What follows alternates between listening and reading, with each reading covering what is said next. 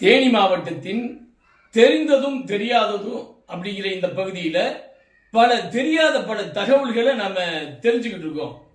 அந்த வகையில் இப்போ நம்ம பார்க்க போறது தேனி மாவட்டத்தின் மிக தொன்மையான பகுதியான வருசநாட்டை பத்தி தான் இந்த காணொலி வாயிலா இப்ப நம்ம தெரிஞ்சுக்கிற போறோம். இயற்கை எழில் கொஞ்சக்கூடிய பழமை வாய்ந்த தொன்மையான அடையாளங்கள் நிறைந்திருக்கக்கூடிய பகுதி இந்த வருசநாட்டு மலைப்பகுதி. பல சிறப்புகள் வாய்ந்த தனித்தன்மை வாய்ந்த தொன்மை அடையாளங்கள் நிறைந்த பகுதி இந்த வருசநாட்டு பகுதியிலே சொல்லலாம். அதனாலதான் மூலவைகை உற்பத்தியாகின்ற இந்த வருசநாட்டு பகுதியிலிருந்து தன்னுடைய ஆய்வு பயணத்தை துவக்கினார் நம்முடைய தொல்லியல் ஆய்வாளர் அமர்நாத் அவர்கள். அதன் பலனாகத்தான் தமிழனின் தொன்மையை பெருமையை பேசக்கூடிய கீழணி நமக்கு கிடைச்சிச்சு.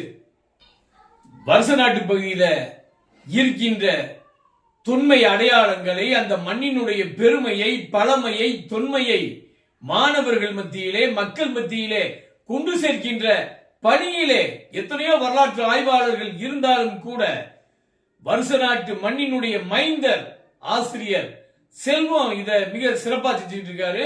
ஆசிரியர் செல்வம் அவர்களுக்கு தேனி மாவட்ட வரலாற்று ஆய்வு மையத்தின் சார்பாகவும் தேனி மாவட்ட மக்களின் சார்பாகவும் நெஞ்சார்ந்த நன்றியை இந்த காணொலியின் வாயிலா நாங்கள் தெரிவிச்சுக்கிறோம்.